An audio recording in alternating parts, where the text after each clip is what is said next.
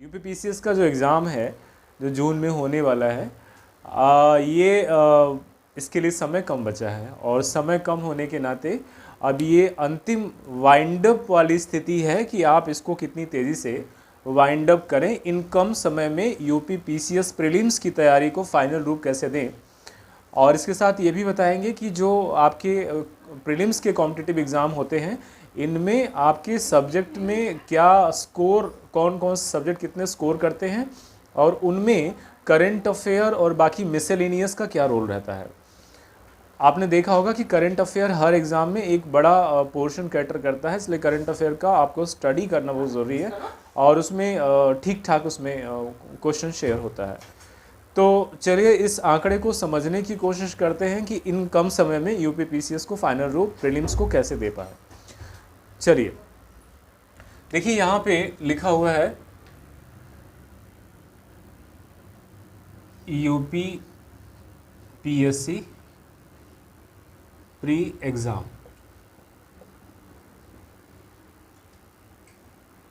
ठीक है, ये 2022 हो सकता है या कुछ और भी।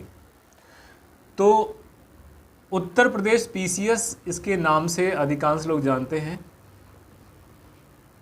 Pre exam. इस प्री एग्ज़ाम को संभवतः जून या हम मान लें 12 जून अगर डेट है तो इस समय हम जो बात कर रहे हैं आपसे वो 1 मई की बात कर रहे हैं, मतलब 1 महीने 10 दिन की बात है। तो हम कहें कि 40 डेज़, एक मोटा मोटी मैं अनुमान बता रहा हूँ, this is not the concrete one. 40 days 40 दिन का शेड्यूल क्या होगा। तो इनमें सबसे पहले हम बनाएंगे कि आपने जो कुछ भी कहीं से पढ़ा होगा, चाहे आपने ये एक्सपेक्टेड है कि आपने किसकी पढ़ाई कर ली होगी, जीएस का सब्जेक्टिव पार्ट पढ़ चुके होंगे। आप जीएस का सब्जेक्टिव पार्ट पढ़ चुके होंगे। Is over. अब रिवीजन की बात आती है। रिवीजन में हम क्या क्या रिवाइज करने वाले हैं। तो रिवीजन में हम ये कर सकते हैं कि घटना चक्र के जो क्वेश्चन बैंक हैं इसमें 10 से 15 वर्षों के रहते हैं, ऑलमोस्ट 15 वर्षों के रहते हैं। इनको ईच सब्जेक्ट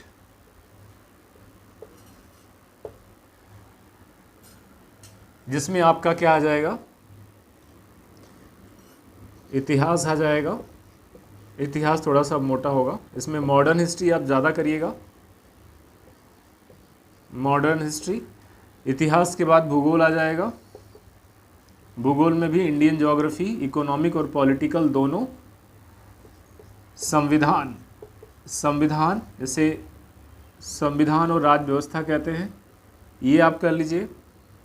प्लस अर्थ, इंडियन इकोनॉमी, अर्थव्यवस्था, भारतीय अर्थव्यवस्था।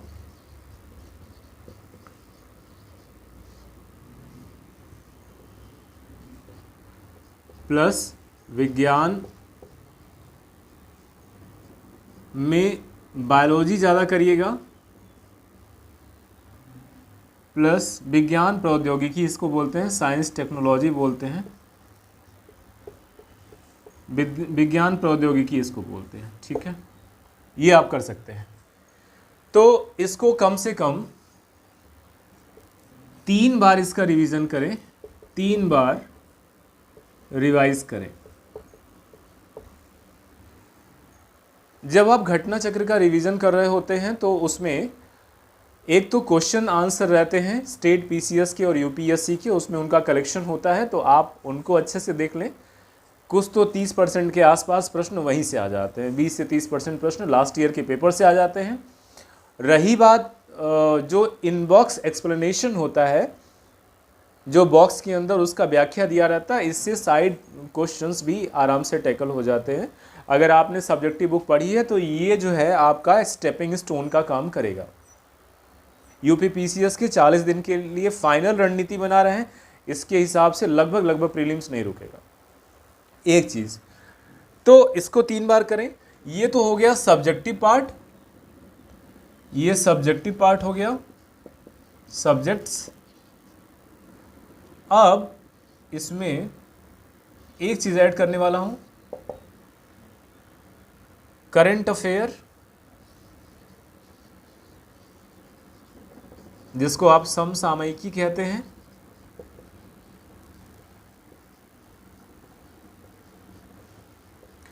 समसामयिकी के लिए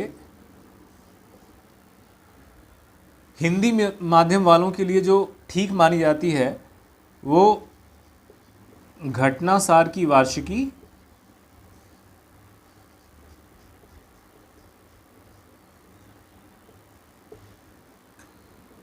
इसके अलावा घटना चक्र भी हो सकता है, ये साल भर का घटना चक्र, इसे कम से कम 5 बार रिवाइज करें।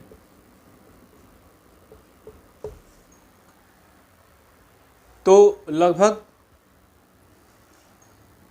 ऐसा माना जाता है कि करंट अफेयर वाले पोर्शन से 30 से 35 सवाल बटे 150 जो जीएस का क्वेश्चंस होता है, ये यहाँ से ओके हो जाता है। और आपका जो सिलेक्शन बार है, प्री का जो स्कोर होगा, कट ऑफ, ये आपका जा सकता है 90+, यही लगभग होता है। इस बार खैर सीटों की संख्या कम है, काफ़ी कम है, 250 के आसपास अभी तक जो है विज्ञापन में शामिल किया गया है, और एक पद के सापेक्ष लगभग 2400 या इससे ज़्यादा लड़के हैं। मतलब इस बार हो सकता है कट ऑफ ज़्यादा जाए, मतलब फिर भी 95 बहुत ही सम्मानजनक माना जाता है। इसमें कई बार 80, 88, 89 इस पे हो जाता है। तो इन 40 दिनों में हमें अगर पीसीएस प्रीलिम्स क्रैक करना है तो हमें एक्सपेक्टेड ये उम्मीद की जाती है कि आपने जीएस का जो सब्जेक्टिव पार्ट है ये ओवर कर लिया होगा, पढ़ लिया होगा, जीएस का सब्जेक्टिव पार्ट। अब आपके पास जो रह गया होगा रिवीजन के लिए, आपके पास ये होगा क्या, घटना चक्र, क्वेश्चन बैंक 15 सालों का जो आता है वो आप कर सकते हो। सब्जेक्ट में इसमें आप सबका अलग अलग ले लें मैगजीन, और इसको 3 बार रिवाइज करें with underlining every important aspect and component of the questions. Current affair जो है वो घटनासार, वार्षिकी या घटना चक्र ले सकते हैं। इसके बाद प्रतियोगिता दर्पण का जो आर्थिक विशेषांक होता है, इसमें एक चीज़ और बूस्टर का काम करेगा कि इसमें आर्थिक विशेषांक, इकोनॉमिक जो स्पेशल आता है ये देख लें, बजट आदि, प्लस उत्तर प्रदेश स्पेशल, चूँकि स्टेट पीसीएस है तो यहाँ से सवाल आएंगे, ये हालांकि यूपी स्पेशल कर लें।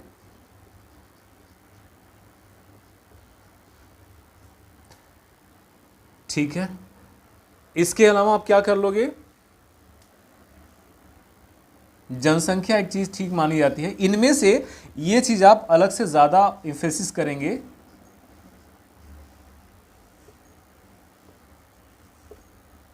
इस पे जोर देना है। स्पेशल फोकस के ये एरियाज हैं। और सीसेट के बारे में एक भ्रांति ना पालें, एक कन्फ्यूज़न ना पालें कि सीसेट हमारा यूं निकल जाएगा। 1/3 की नेगेटिव मार्किंग है, मतलब 3 गलत प्रश्न करने पर चौथा एक सही प्रश्न स्वयं गलत हो जाता है। ये बहुत ही सुखद स्थिति नहीं है उनके लिए जिनका विषय मैथमेटिक्स नहीं है, जिनका विषय मैथ नहीं है उनके लिए सी सेट क्वालिफाई करना it's not a cup of T. आसान भी है, लेकिन अगर आपने हार्डर जोन को टच नहीं किया तो सी सेट के लिए कई बार ऐसा आता है कि लड़के जीएस क्वालिफाई कर लेते हैं और सी सेट में वो नॉन क्वालिफाइड रहते हैं, मतलब कि वो 33.33 नंबर जो है वो नहीं प्राप्त कर पाते हैं, तो उनका मेंस की कॉपी चेक ही नहीं होती, वो अपने आप आउट हो जाते हैं। तो ये गलती नहीं करनी है। अपने को करना क्या है कि उसमें सी सेट की जो प्लानिंग है उसको मैं यहाँ पे इनबॉक्स में समझाने की कोशिश कर रहा हूँ। छोटा सा एक प्लान है, उसको करेंगे तो ये नहीं घबराएगा।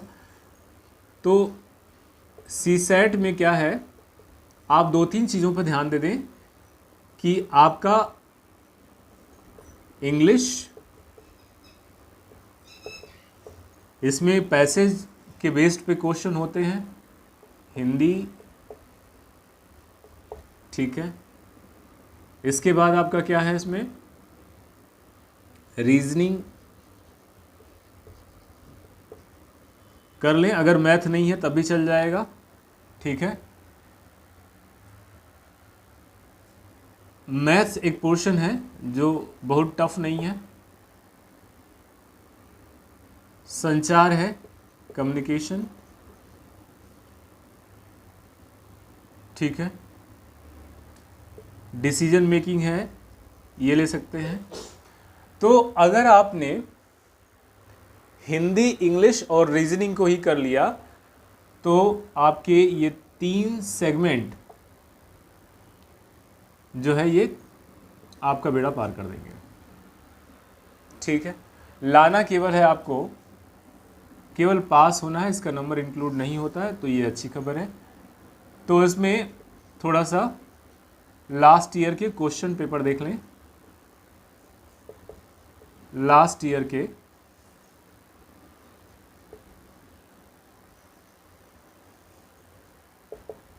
क्वेश्चंस देख लें, उसको एक बार अच्छे से सॉल्व कर लें, तो ये नहीं घबराएगा, तो ये कन्फ्यूजन ख़त्म हो जाएगा कि क्या करना है। तो कुल मिलाकर के हमने ये नतीजा निकाला। और इसके लिए जो पढ़ाई का समय होगा, समय बांधिएगा मत कि कितने देर तक पढ़ना है। एक बात समझिएगा, टाइम ड्यूरेशन कितना देंगे आप, टाइम ड्यूरेशन ये होगा, अगर आप एक विषय को रोजाना हर विषय को पढ़ना है और 5 विषय हैं तो कम से कम 5 घंटे तो वो दे दीजिए, प्लस अलग से ऑलमोस्ट 2 घंटे, तो 5 hours for 5 subject plus 2 hours for किसके लिए, करंट के लिए। ये इंपॉर्टेंट है, मैं बार बार कह रहा हूँ, सारे सब्जेक्ट का डायनामिक पोर्शन इसमें आता है। प्लस और क्या करेंगे आप, एग्ज़ाम के लिए एक काम और करिएगा कि प्रैक्टिस सेट लगा लीजिएगा।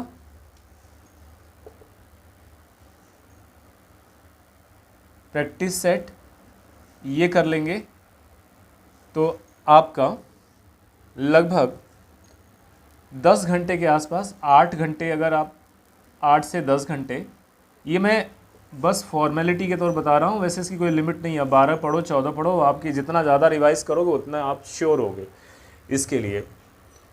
तो इसका मैं टाइटल दे सकता हूँ कि how to crack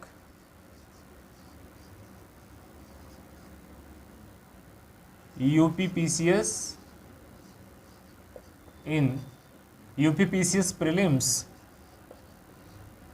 in 40 days। Clear है इतना,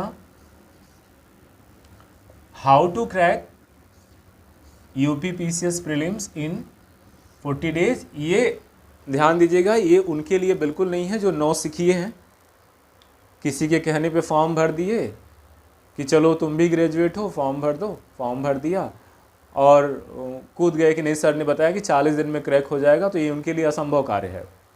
ये उन छात्रों के लिए है how to crack UPPCS prelims in 40 days जिन्होंने बेसिक वर्कआउट कर रखा है सारे सब्जेक्ट पे, कॉन्सेप्ट के लेवल पे वो क्लियर हैं। This is only revision trick और मेथड। जिनका बेस क्लियर है वो इस पर रिवाइज करेंगे। और ध्यान दीजिएगा, सबकी अपनी मेधा क्षमता अलग होती है, तो जो शार्प माइंडेड है वो 2 बार में भी इसको रिवाइज कर सकते हैं, but on average student, for average students ये कम से कम 3 बार या अधिक से अधिक 5 बार रिवीजन मांगता है। करंट अफेयर को कम से कम 5 बार रिवाइज करके अपनी बुक को रंग दे और अलग से लिख भी लें कि भाई हमने ये अलग अलग नोट्स भी बनाए हैं। ठीक है, ज़्यादा पुस्तकों के भ्रम में मत पड़िएगा, नहीं तो समय इतना कम है कि कब आ जाएगा आपका एग्ज़ाम डेट जून में आपको खुद ही नहीं पता चलेगा। तो बुक सीमित रखिए, ये 6-7 बुक ले करके आप बस खाली ज़्यादा से ज़्यादा रिवीजन करिए। और लोग अलग अलग मैगजीन करंट अफेयर के लिए प्रेस्क्राइब कर सकते हैं, बट हिंदी मीडियम में जो सबसे हाँ एक जो है दृष्टि का भी चल सकता है, दृष्टि द विजन का भी घटना चक्र आप यूज़ कर सकते हैं, अगर if you are more interested rather than घटना सार, तो आप दृष्टि भी यूज़ कर सकते हो। तो जिन छात्रों ने अपना बेसिक कॉन्सेप्ट क्लियर कर लिया है वो इस रिवीजन ट्रिक के माध्यम से 40 दिनों में एकदम सिक्योर कर लेंगे कि उनका प्रीलिम्स नहीं रुकने वाला है। प्रीलिम्स के बाद लगभग 2.5 से 3 महीने का समय देता है मेंस के लिए, उसके लिए रणनीति पे बात किया जाएगा, लेकिन पहले पूरा फोकस, पूरा जान लगा दो प्रीलिम्स निकालने में, क्योंकि इस बार लड़ाई आसान नहीं है। इस बार 300 BC वॉरियर की तरह आपको लड़ना पड़ेगा, अन्यथा ध्यान दीजिएगा वो सिलेक्शन के नहीं रिजेक्शन की तैयारी कर रहा है आयोग। कितनों को हम जल्दी जल्दी निकाल दें, उसमें जो डायमंड होंगे, जो मोती होंगे वही छनेंगे, बाकी सब पानी बन के बह जाएंगे। तो आपको क्या करना है, अपनी रणनीति पर फोकस रहो, घंटे मत गिनो। मिनिमम मैंने 8 से 10 घंटे बताया, मैक्सिमम ये 12-14 हो सकता है। आपके फ्रेश होने और फ्री माइंड में जितना आपका समय बचता है उसमें यूज़ करिएगा। अगर आप ऐसा करते हैं तो इस बात की पूरे चांसेस बनते हैं कि आपका प्रीलिम्स नहीं कोई रोक पाएगा। ठीक है, और एलिमिनेशन पद्धति भी होती है, एग्ज़ाम करीब आएगा तो बताएंगे कि जो कोई ऑप्शन नहीं आ रहा उसमें एलिमिनेशन मेथड से कैसे 3 ऑप्शन को हटा के चौथा ऑप्शन मोस्ट प्रोबेबल वो लगा देते हैं। अपना ध्यान रखिए, जी जान लगा के पढ़ते रहिए, क्योंकि अब अस्तित्व की लड़ाई है। यह कोई एग्ज़ाम नहीं है यूपीपीसीएस, आज के दिन में यह संग्राम बन चुका है, संग्राम बन चुका है, यह युद्ध है। और युद्ध जो है इमोशन से नहीं जीते जाते हैं, युद्ध हमेशा रणनीति और कौशलता और हार्ड वर्क से जीता जाता है। टैक्टिक होगी, स्किल होगी, रणनीति होगी और कुशलता होगी, तब जाके युद्ध आप जीत पाएंगे। इसके लिए आपको लास्ट ईयर के ट्रेंड को समझना पड़ेगा। अगर आपको ये सारी वीडियो समझ में आती हैं तो अपने दोस्तों को ये ट्रिक बताएं, और ये कम संक्षिप्त दिनों का जो आपको आइडिया है उनसे शेयर करें, ताकि उनकी भी सफलता इंश्योर हो पाए। बहुजन सुखाय, बहुजन हिताय की भावना के साथ आपके साथ फिर मिलूंगा। अपना ध्यान रखिएगा। जय हिंद।